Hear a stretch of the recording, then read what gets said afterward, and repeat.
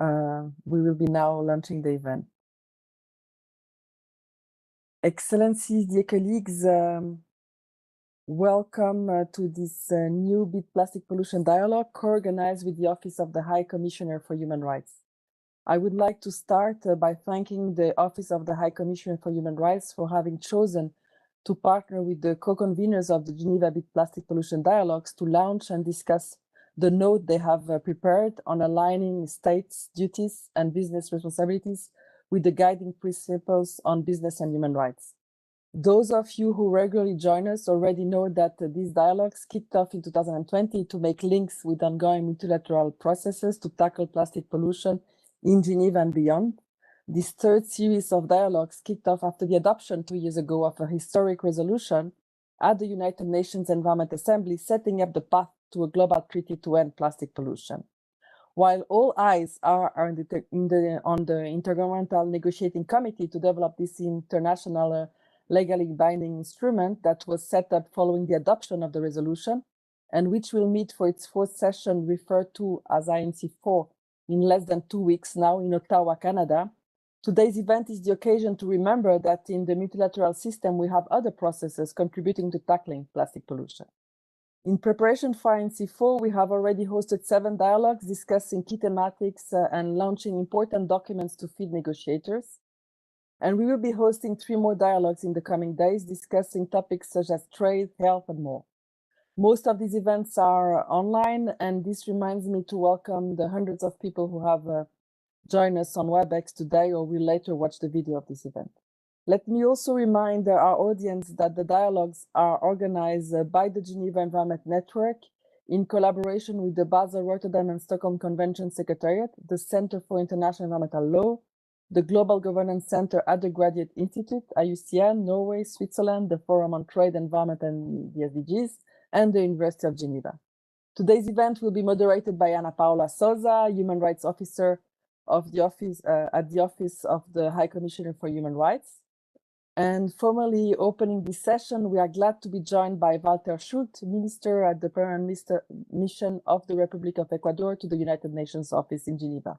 And before you are formally welcome, let me remind you that the documents presented, the summary, as well as the video of the event will be made available as usual on the webpage of this event. And throughout the event, you can raise your questions by using the Q&A box. And the panelists, once they have done their presentations, will try to answer some of the key questions. The transcript is also available in 100 languages, as indicated in this slide. And moving now to the opening session of this event, we are delighted to give the floor to Walter Schult, and Ana Paula will take over the moderation just after his intervention. Walter, you have the floor. Thank you very much, dear Diane, and all my apologies for struggling with the video camera, but well, I hope I can keep your attention even without it. First of all, to thank and congratulate the Office of the High Commissioner and Jane for organizing this very relevant topic of combining and clarifying the relationship between plastic pollution and human rights. I think some countries, since the inception of Resolution 514, and since then we have been advocating at different forums, at different levels, of the need to take into account not only the impact of plastic pollution on the environment, then on health, but also on human rights. And that is an undeniable, there's, from our view, undeniable evidence of those impacts on a different a series of human rights that are clearly shown also on the paper, on the information note that will be launched today. However, that is not that clear for everyone, and not that clear also in the mandate. If you look at Resolution 514, even though some countries we claim to insert or try to insert the reference to human rights, there is no such reference. We didn't manage to include them in that resolution. And there is no reference to business specifically in the resolution. However, there are a number of entry points that we think could be used in the negotiation process, starting from the very first preambular paragraph, which talks about the negative impacts on the different dimensions and all the dimensions of sustainable development, which is intrinsically linked sustainable development with human rights as well. Implementation. The references also in the preamble on the need to improve the understanding of impacts of global impacts at all levels. They need to strengthen coordination and to avoid detriment from plastic pollution and human activities that depend on them, and also the references to the contribution made by workers. So we have that, and then on the operative part of the resolution, also we think there are important entry points, among others, such as the references to the principles of the Rio Declaration, where we have, of course, the principle, the precautionary principle, but the polluter pays principle as well, which we think is the conceptual hook for all the responsibilities, the obligations that states have, and also the responsibilities that all the business enterprises have with regard to the respect of human rights and the ensurement that the standards on the environment, labor, and others are respected and repair when there is a damage that occurs coming from their activities. There are also references to the encouragement of action by different stakeholders, including the private sector, to the initiate a multi-stakeholder agenda, and a call for measures that are related to sustainable consumption and production. Here, I changed to another that is sort of derived actor, which is the consumers, all of us. And for that to be able to be implemented in the future legally binding instrument, is where we need the link with transparency. We cannot make our decisions on consumers, and even as we manage the plastic debris that we produce on our daily lives without knowing exactly all the implications. And that's why we have today in the current draft a number of references to transparency, traceability, labeling, and all of those measures that could help to implement the treaty and the responsibilities that I mentioned before. Perhaps to start closing these initial remarks, the impacts of legacy, or the importance of legacy, also has a lot to do with what you have in the information note, because we already have a damage, we already have an impact that also needs to be to have some responsibilities established and have to have an involvement or engagement to address them. We need science on that, because the one mechanism to be able to establish such remedies have to have the information to sustain it, and for that science is also fundamental. Again, transparency, implementation, and then a final comment will be on the need to yes, try to incorporate or make use of what we have in the guiding principles on business and human rights, to see how those responsibilities could be also inserted either as mandatory or voluntary, or mandatory for states to establish at the national level mandatory rules for their own enterprises is very useful. But also we used to take a look at the ILO tripartite Declaration on Business and Human Rights, OCDE guidelines,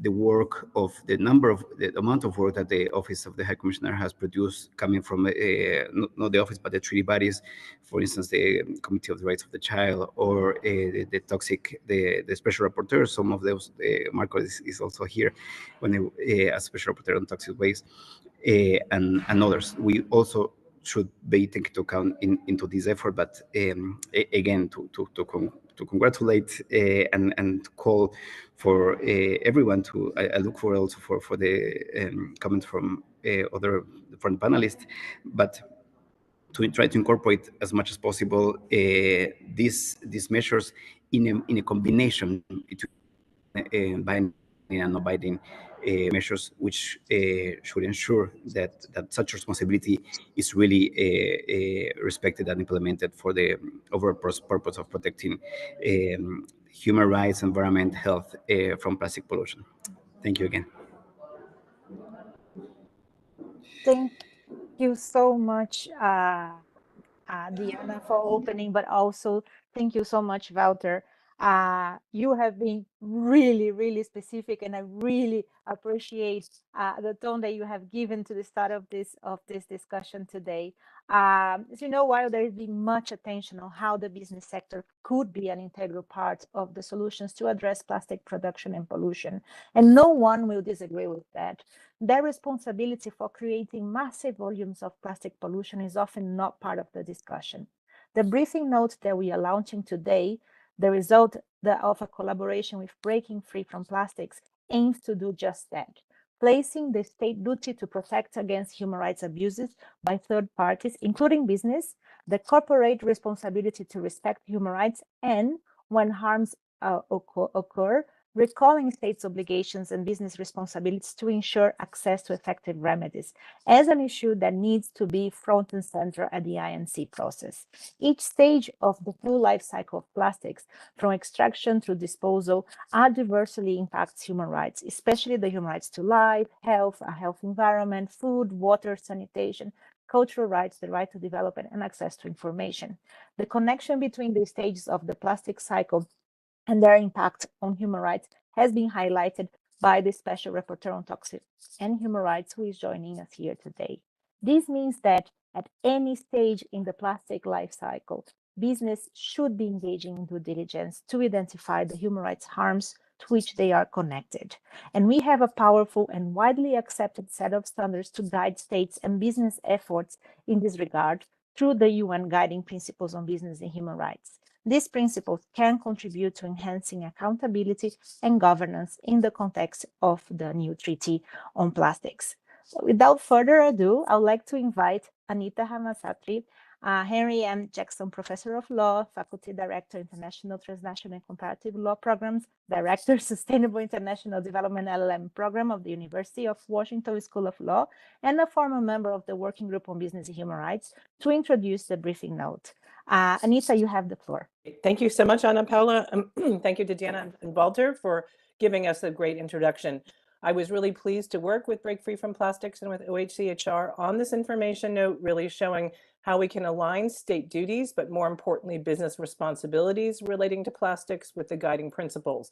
And I think it's really good that I think you'll hear some similar key messages actually repeated by many of our speakers today, showing that really there is, I think, some common convergence and agreement on how we could move forward thinking about human rights and business and human rights with respect to the international legally binding instrument on plastics. So the OHCHR information note explores how human rights laws, norms, and standards, most importantly, the UN guiding principles, can contribute to enhancing the accountability and governance in the context of the legally binding instrument. And the paper suggests in a couple of different ways that how this can be achieved. And Walter, I think, spoke more specifically about what are those entry points. One is requiring business enterprises to put in place policies and processes to identify, prevent, mitigate, and account for how they address their adverse or negative human rights impacts associated with the entire life cycle of plastics. And this can include things like human rights due diligence processes involving full disclosure of the chemical composition of their plastic materials and products, and also clear provisions on transparency, traceability, and conflict of interest to ensure that corporate political engagement is responsible and rights respecting. And I think this is an important issue as well, as it's not just about the life cycle of plastics, but also the policy making behind it, where we need to think about human rights. Now, as Ana Paula mentioned, and we'll hear from the Special Rapporteur on Toxics, each stage of the full life cycle of plastics, from extraction through disposal, adversely impacts human rights, including rights such as the human right to life, health, a healthy environment, food, water, sanitation, cultural rights, and access to information. So the paper does make the case for that and just restates, I think, what is an important principle. This is why we are discussing this topic. The second point of the paper, and again, I hope this will just encourage you all to read it and think about how we move forward, are key messages relating to the UN guiding principles and the protect, respect, and remedy framework which we have. The paper takes us through the three pillars of the guiding principles and really looks at, first of all, the role of states. And states can work toward meeting their obligation to protect human rights from adverse impacts from business activities in the context of plastics pollutions in a number of ways. And I won't go into all of them, but basically the paper talks about ensuring a global response comprised of coherent domestic as well as international legislation that clearly and meaningfully regulates plastic companies throughout their value chains and the life cycle. And one of those examples, for example, is enacting mandatory human rights due diligence laws that are consistent and aligned with the guiding principles. So the question of how things are achieved in terms of the importance of human rights due diligence and transparency remains to be decided, but I think the idea is that the state duty is very important here. The second is pillar 2 and business responsibility or to respect human rights. And plastics industry actors can work towards fulfilling their human rights responsibilities in accordance with the guiding principles in a number of ways. And again, the paper outlines more options, but a couple of the key ones include engaging in ongoing human rights due diligence to identify, prevent, and mitigate, and then account for and remedy how they address their impacts on human rights and remedy when appropriate. They can engage with potentially affected rights holders. And I think this is what's important. It's not just about due diligence, but engagement with rights holders, including frontline communities, indigenous peoples, consumers, workers in formal and informal sectors, including waste pickers, to address the human rights impacts of the plastics industry and to assess the effectiveness of responses.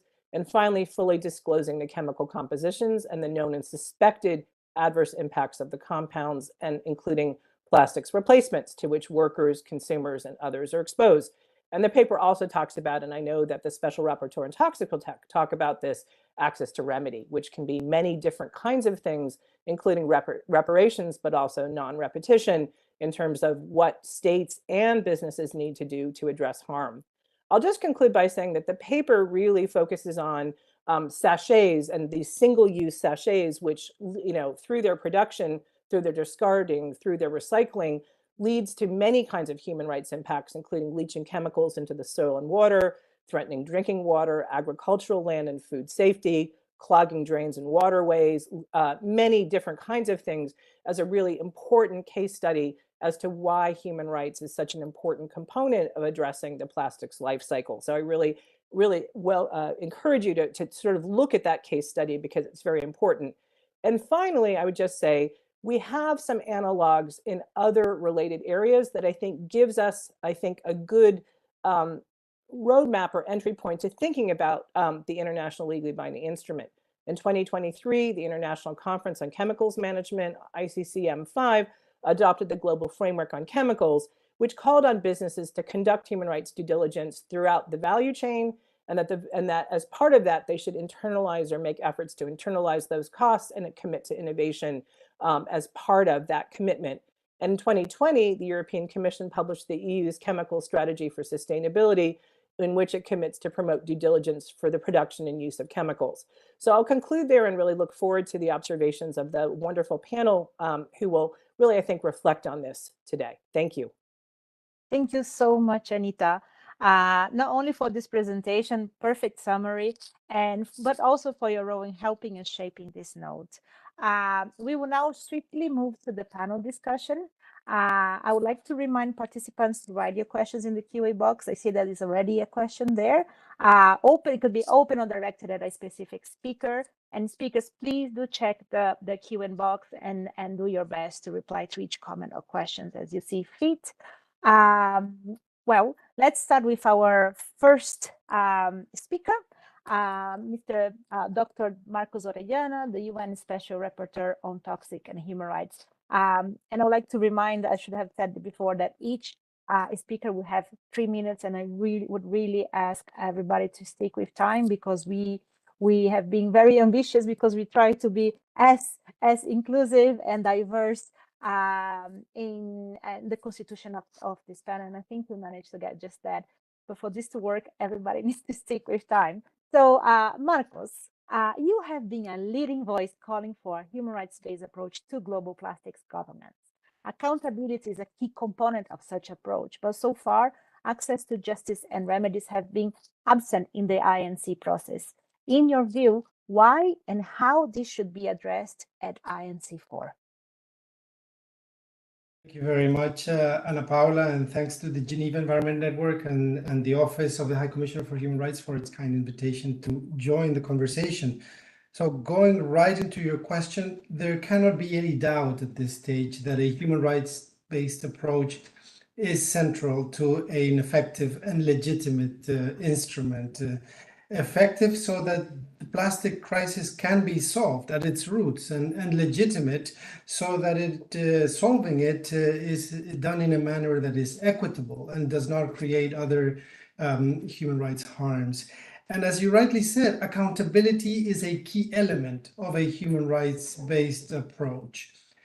For decades, producers and other businesses involved in plastics have profited, and they have, as a result, also created an environmental crisis of global proportions.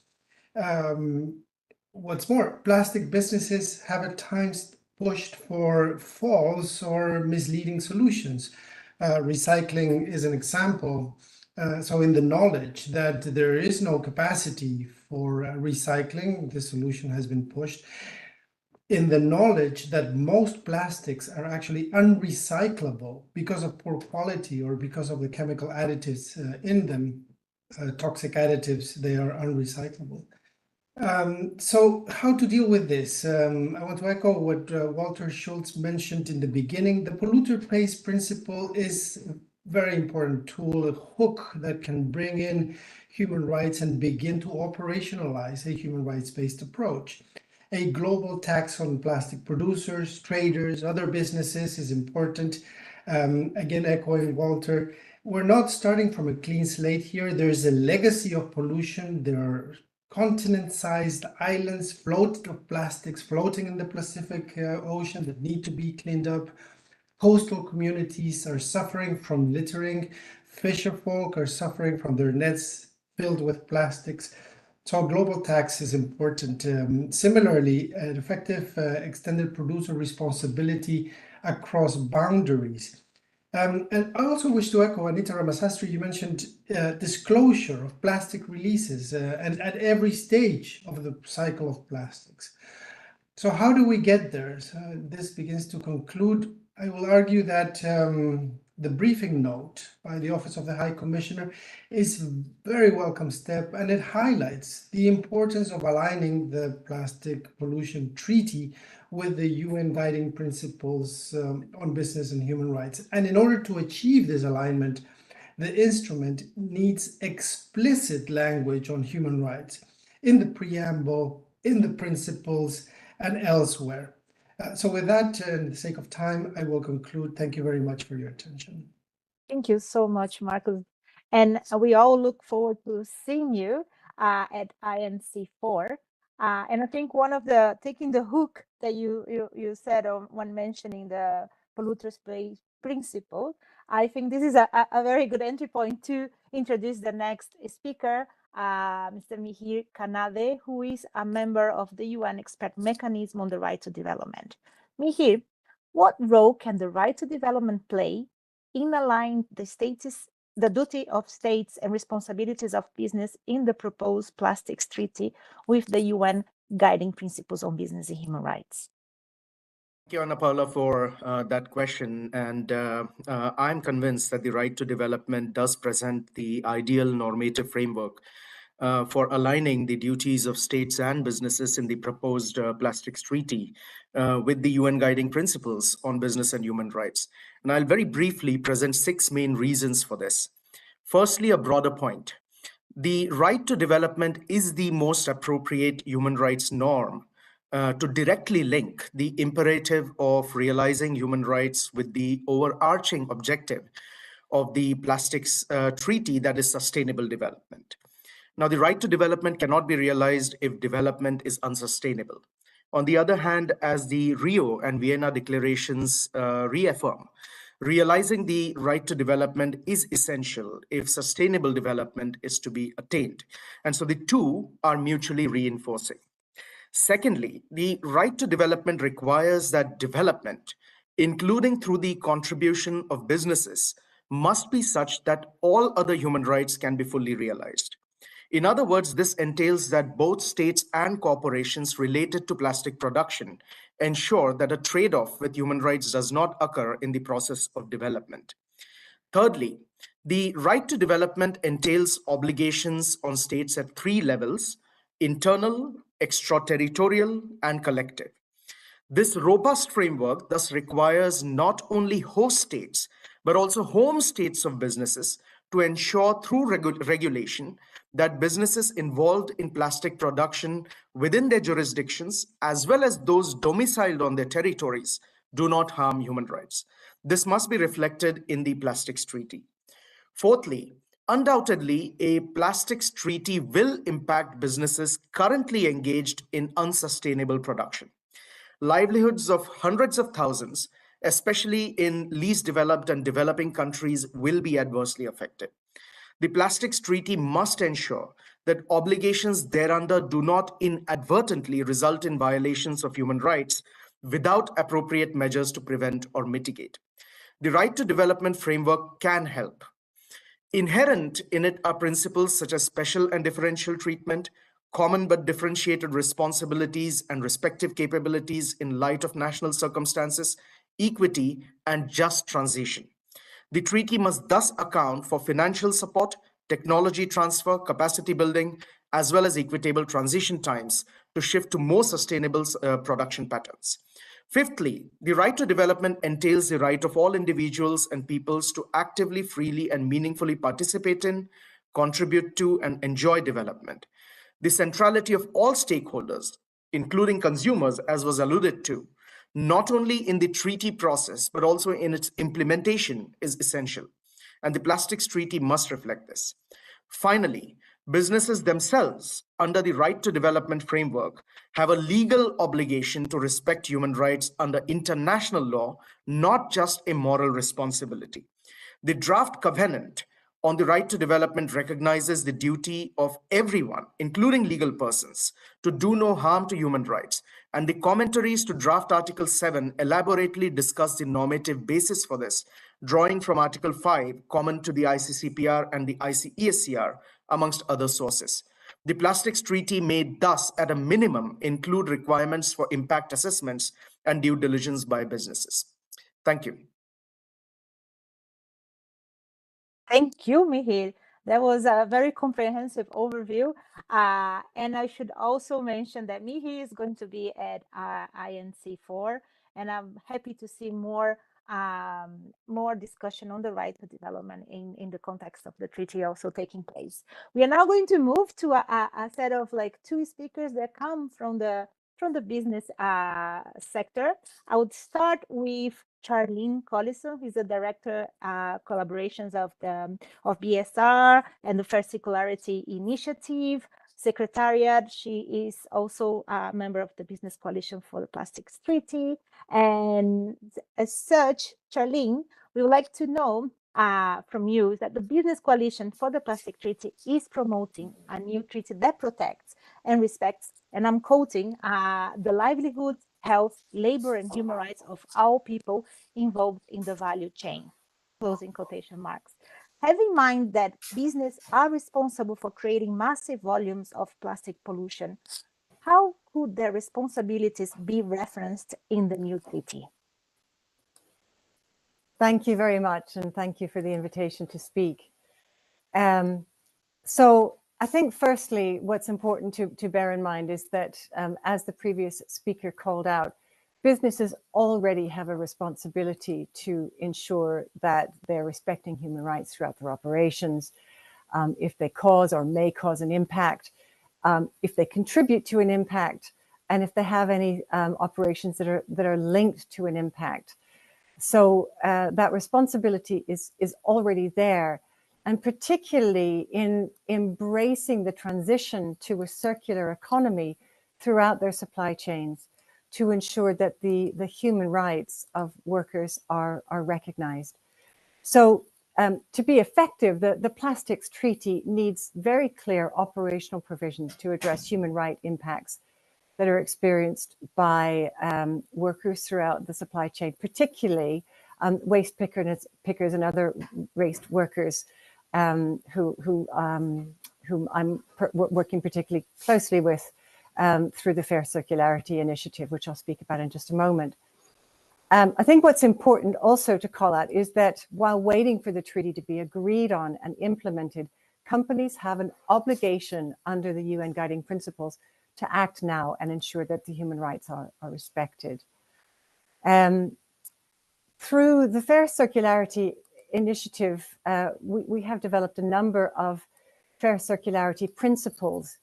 And I think it's really key to call out that the treaty needs to recognize and facilitate the adoption of these concepts and principles in the way that companies are expected to work. I won't read out all the principles in interest of time, but for example, recognizing that the critical role of informal waste sector workers in the plastic waste and recycling value chains, ensuring that companies engage all partners in plastic packaging recycling value chains towards very coherent and comprehensive approaches. Other really key principles are advocating for the inclusion of informal waste sector workers as relevant stakeholders in policy-making processes that might affect their livelihoods, and to promote greater integration of the informal waste sector into formal value chains. So those are just some of the principles that are really important, are upholded as we move into the formalization of the Plastics Treaty. I want to just give an example of a group of companies working to do that in advance of the treaty through, for example, the Fair Circularity Initiative, which is a group of companies that have worked to bring businesses together with the aim of ensuring that human rights of workers within the informal waste sector are respected and that their role is recognized in circular value chains. And an example of the kind of things that companies can and should be doing is working together to understand what the conditions of workers are, in this case, particularly the informal waste sector workers in plastic supply chains, and taking action to remediate that, taking action to advocate on a local level to local governments for the kind of protections that the workers need to ensure that workers are receiving a fair and living wage, to understand and overcome the barriers that workers encounter in receiving a living wage, and to work to engage all the different stakeholders across their supply chains to put those practices in place. So I think in summary, businesses already should be taking a role to ensure that those rights of workers are respected. And we understand that in many cases, it's difficult, particularly when you're engaging with the informal sector, to understand what the situations and needs of those workers are. So the key is to engage with the informal sector, to engage with the workers themselves, to really ensure that their voices are represented in the discussions, and that their role is heard and recognized, and that we're working as companies, as stakeholders, and with governments to really ensure that those are put in place. Thank you very much. I thank you, Charlene. And you've said something very important, like we should not wait. I mean, business should not wait for a treaty to be enforced. The responsibility to respect human rights, they already exist.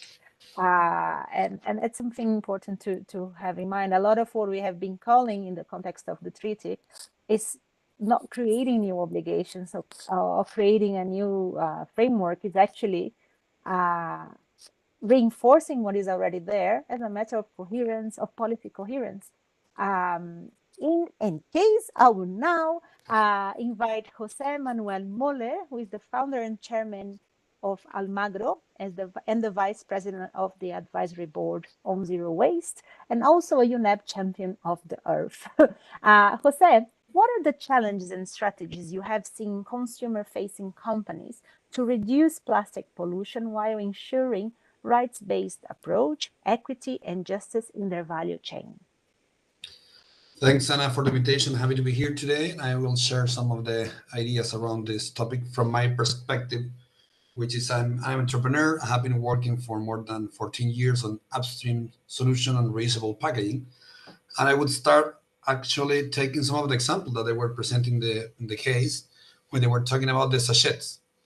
Actually, the reason that I started Algramo, it's today the sachet and the small formats, they create what we call the poverty tax, which happens when the families, they don't have enough resources and they're forced to get the small presentation of product, a sachet, a quarter liter of cooking oil, a sachet of dish soap, etc. And doing that, they're paying up to 40 to 50% more than the families that they have enough income to get the largest packaging.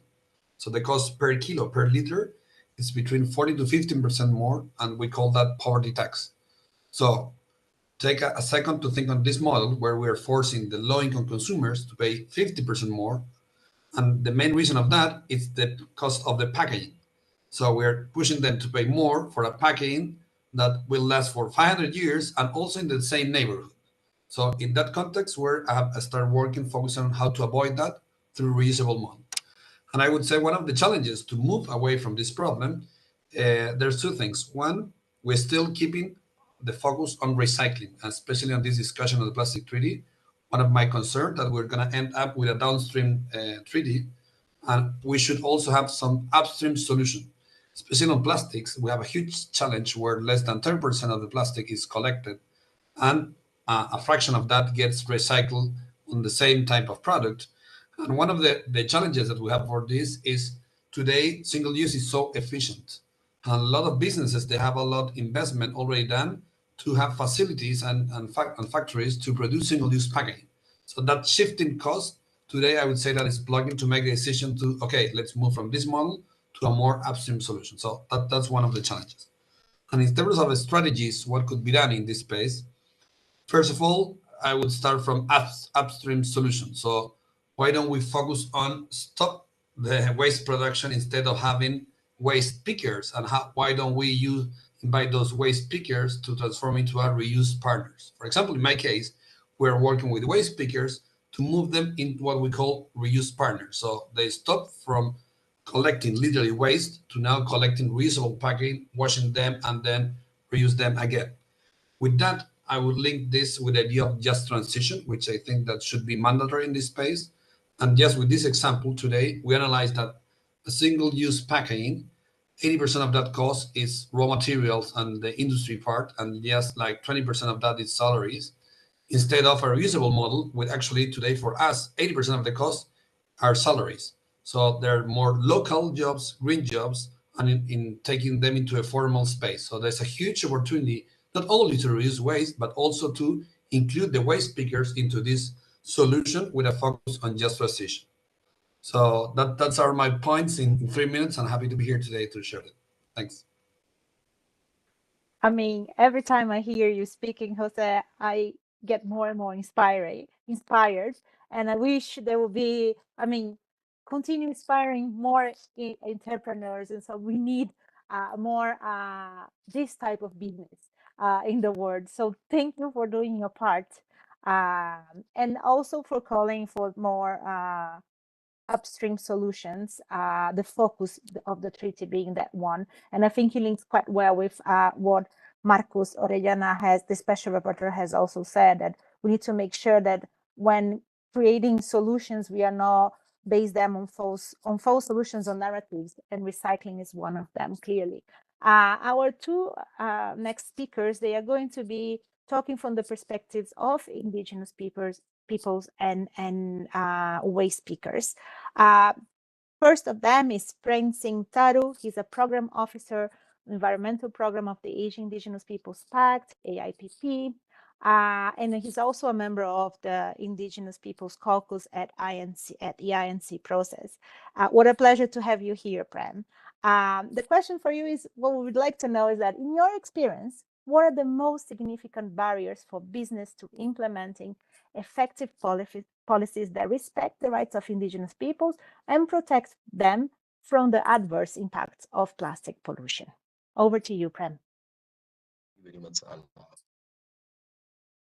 Yes, if you see the barriers regarding implementation of the means the laws, implementation of the business sectors. Then in that context, definitely we can see there are lacking of strong institutions, strong policies, and strong plan of actions. Because of that, the business sectors, means they are not being very respectful to the rights of the indigenous peoples. And the thing is, lacking of these strong policies, plan of actions, and institutions means they are not respecting to the UN guiding principles on business and human rights. So if you see, there is lacking of course, the state duties. The state is not fulfilling its duties. The corporate's responsibilities, they are not fulfilling their corporate responsibilities, and right holders access to remedies. So right holders, they are not getting that access to remedies. So itself, the barriers we can very tangibly we can see all these barriers. But another important thing is unwillingness. There is no political willingness to implement all those policies that means support to the business sectors. But there are the policies that only supporting to the means unlawful acts, means without respecting the due diligence, means without doing the proper environmental impact assessments, without doing the socio-cultural impact assessments. The business sectors, they are doing the investments, and the state is being influenced by the economic benefits. It doesn't matter the rights of the people. It doesn't matters means destruction of the environment, destruction of the extraction of the resources, but they're just running behind the money. That's why we are now talking about the international legally binding treaty on plastic pollution. So why we are talking about this? Because the things are happening, it's not in line with the what we have already as the international laws and policies that needs to be complied by, that needs to be implemented by the states. So it's very important in this ongoing process of the development of international legally binding treaty that the guiding principles of the business and human rights, that must be implemented. The state should be responsible in its duty, and the corporate, they should be responsible in their responsibility, and the right holders who are being impacted from the adverse impact of the plastic and other hazardous productions, they should be respected and should have easy access to the uh, remedies. If you remember, on 26 March, I think yes, on 26 March, there was one cargo ship, means which cargo ship carrying 764 tons of hazardous materials was heading to Sri Lanka, and that got crashed uh, uh, at the Baltimore Francis Scott Key Bridge. So you see all those hazardous 764 tons hazardous were being, means passed to the South Asia. It means where there are indigenous people and where there are the resources, they extract the resources for production, and after using, after means enjoying all those productions, means it remains as a chemicals and hazardous. That's again going to dispose back to the Asian countries in the South Asia. So it means this shows that state corporates, they are not responsible, they are not means accountable to their responsibility and duties. Because of that, we indigenous peoples are being impacted adversely, and also means our right to health, our right to land, territories, and resources are being violated, and we are being criminalized, and we are being colonized because of such kinds of activities. Those activities are violating, means the rights of not only the indigenous peoples, the rights of the West speakers. If you see those highly hazardous materials, 764 tons, which was being sent to the ship to the Sri Lanka, it was coming to means our indigenous land and territories who are always in the risks. Yeah, so they should be accountable, they should be responsible. Then only you can say means these business sectors, they are really doing good. Otherwise, just having, means strengthening the economic source, strengthening the state economy is not going to address the human rights of anyone, not only the Indian peoples. Yeah, thank you. Thank you, Prince, so much. And I would really encourage everybody in this event coming to Ottawa to engage with the members of the Indigenous Peoples Caucus. I think they have great wisdom there to share that could inform the way the negotiations go. Our next speaker is Tania Espinosa Sanchez. She's the Latin American coordinator of the law program of WIEGO. Tania, what is your take on extended producer responsibility schemes? Are you aware of EPR initiatives that ensure the participation and recognition of waste speakers in these systems? And I would really, we have 3 more speakers to go. We don't have much time.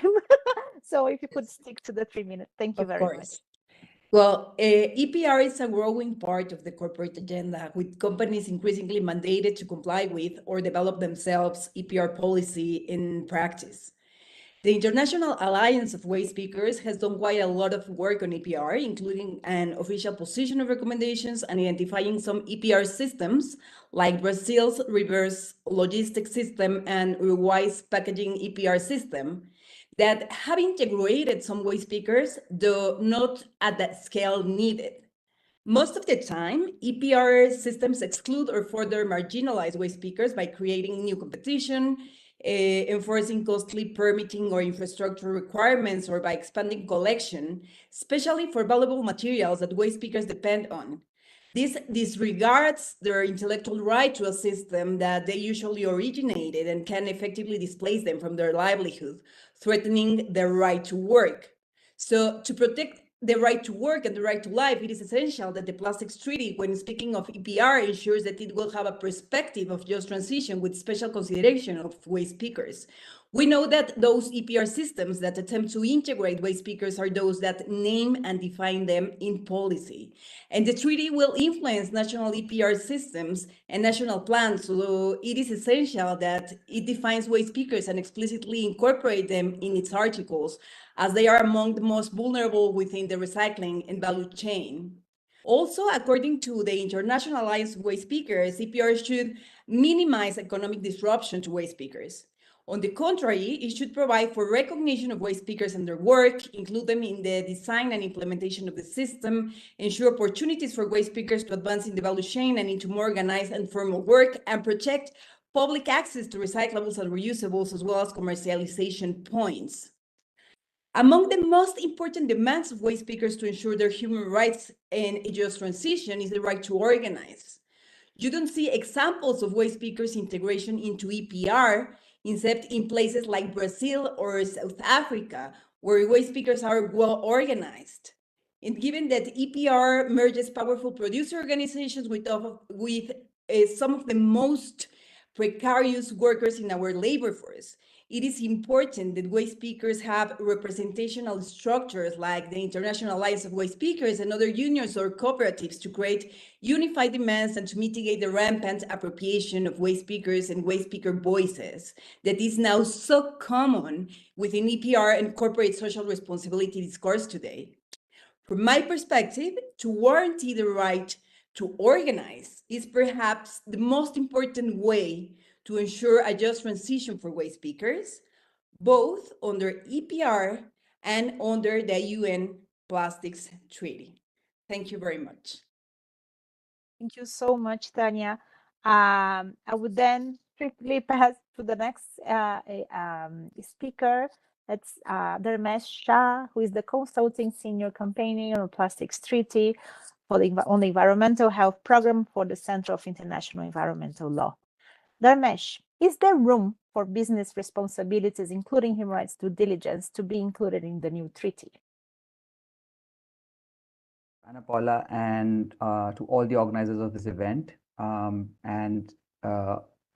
To answer your question, if you're arguing for a human rights-based approach in a treaty, then human rights due diligence for businesses that profit from the plastic value chain should be a key area of focus in the treaty. So there's no question about that.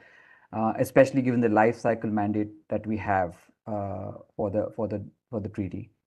If you consider the key areas of corporate and human rights due diligence under the UNGP, which is identifying and assessing the actual or potential adverse human rights impacts, integrating the findings of impact assessments like EIA, HIA, and SIA in relevant company processes, tracking the effectiveness of measures and processes to address adverse human rights, and then communicating those impacts. The key and most importantly, the prevention of any adverse impacts which is the main purpose of human rights due diligence. So when you look at generally the implementation or compliance to these due diligence, there's a widespread failure in the corporate sector in meeting these objectives, and several independent assessments have established this and corroborated this, including the Corporate and Human Rights Benchmark and the UNGPs reporting database also. One of the main concerns that rights holders have in this context is the lack of information on potential harms of plastics and associated chemicals and participation in environmental governance and policy making. Of course, access to justice, as was spoken about by the special rapporteur, when harm is caused, there's no access to justice to many of these rights holders. So how can the treaty integrate human rights due diligence was the main question. The current draft is woefully inadequate in protecting the substantive rights and empowering rights holders on procedural rights. The future instrument should have a human rights-based approach where both these sets of rights are not only integrated but also operationalized across the instrument. And one pathway to hold businesses accountable for their impacts on human rights would be to integrate and operationalize the procedural rights across the treaty text and ensure greater role for rights holders in environmental governance. We believe this approach would be immensely beneficial in shifting the power dynamics and truly addressing the crisis head-on. Many member states have supported the reference to all the principles contained in the Rio Declaration in the instrument in their submissions during INC3 and before that, indicating a shared recognition of the importance of aligning the treaty with established international principles for environmental protection and human rights. We just need these ambitious countries to persevere during the negotiations and ensure that human rights are upheld in the future instrument. Thank you. Thank you very much, Dharmesh. Very concrete, to the point, and giving more ideas of how we know it can be done. So we're just corroborating how it can be done and hoping that this could make its way into the decisions and outcomes of INC4. We are now moving to our last speaker, Emma Prisland. She's the corporate campaigns coordinator from Break Free from Plastic. Emma, the briefing note highlights the health, environment, and human rights impacts of single-use plastic sachets as an example of problematic and avoidable plastic product. We know that Break Free from Plastic has been doing a lot of work and advocacy around that. So we would like to hear from you. What, in your opinion, are the main barriers for companies to stop sachets, and how can this be reflected in the new treaty? Thank you so much, Ana Paula. As the briefing note highlights, there has not been much attention on the role that businesses play in creating the plastic crisis we are now in. The business models and specific packaging decisions are creating enormous suffering around the world. So just to talk briefly about what sachets are, they're used across Asia and the world, in fact, but predominantly in Asia, to sell very small quantities of everyday products such as coffee, shampoo, and condiments. They usually consist of multi-layered plastic and metal. There's an estimated 855 billion sachets sold globally every year, and their small size and multi-layers renders them non-recyclable, and this facilitates their escape from waste treatment processes. The sachet market is projected to reach 1.3 trillion sold annually by 2027. And the use of this type of packaging is really a direct affront to the human rights of communities around the world. An upcoming report by Break Free from Plastic Movement has audited sachet pollution from 4 countries in Asia. And our volunteers have collected over 33,000 sachets between October and February of this year.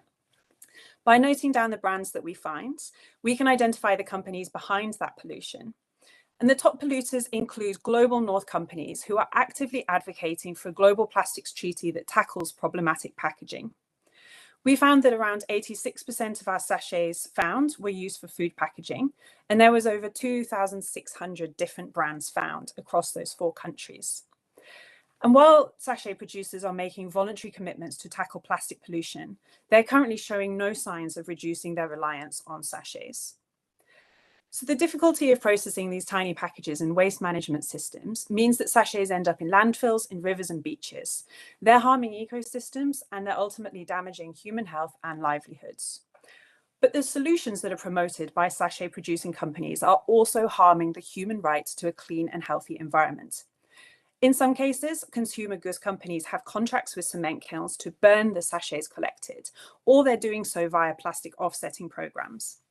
When you burn plastic in cement kilns, it's releasing toxic air pollution, including dioxins, furans, and releasing significant CO2 emissions.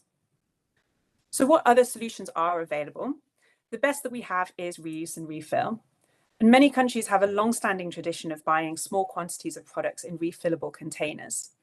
Consumer goods companies should embrace this and switch from single-use plastic to small refillable containers that can be set up in any local neighborhood store. And a recent trial by Greenpeace Philippines demonstrated that reuse and refill systems can replace sachets, and they are a viable business model that increase store owners' profits while providing consumers with a 20% savings on their product. So a key barrier for companies to switch away from sachets is the first mover disadvantage. There is a concern that if a company switches away from sachets, consumers will switch to purchasing from companies that still sell sachets. But this is really where corporate marketing power comes in. Companies are experts at changing behavior. They've been doing it for decades.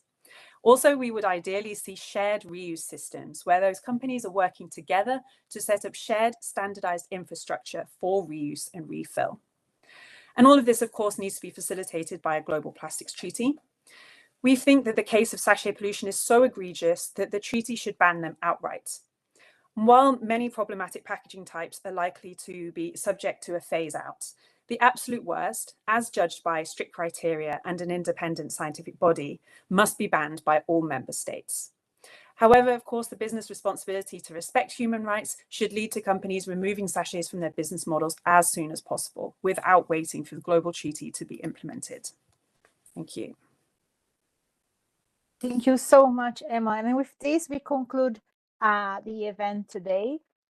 We had 10 speakers in an event of an hour, and we managed to finish on time with most of the questions, I believe, answered on a Q&A box, with thanks to my colleague Igor, who has answered some of them.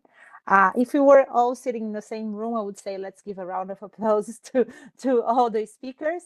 But I mean, virtually this, let's make it it becomes more difficult. But in any case, they certainly deserve this round of applause.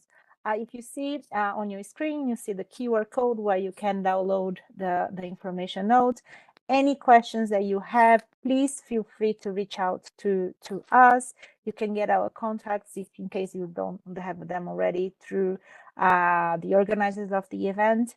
And once again, thank you very much for all the speakers. For the Geneva Environment Network for co-organizing this event with our office, and to all of you that have accompanied us during this meeting today. So thank you very much, and have a great continuation of your day and a great weekend. Thank you very much. Bye. Thank you very much, Ana Paula. Thank you to all the speakers and to all the attendees who joined us on a Friday afternoon in Geneva. So many speakers, was very early morning for them. Just bring to attention that 3 more dialogues before NC that we will host on our platform taking place next week. You can see here on the screen. We'll be discussing trade, plastic waste trade. We will be discussing a poll that the Greenpeace has launched in 19 countries. And we will also be discussing health-related issues. So don't hesitate to join us all at these events, and wishing all those going to Ottawa a fruitful outcome of what will be negotiated there. Thank you very much. Thank you. Everyone, see you in Ottawa. Yes. Thank you very much. Have a good day. Thank you. Bye-bye. Bye, bye everyone. Bye.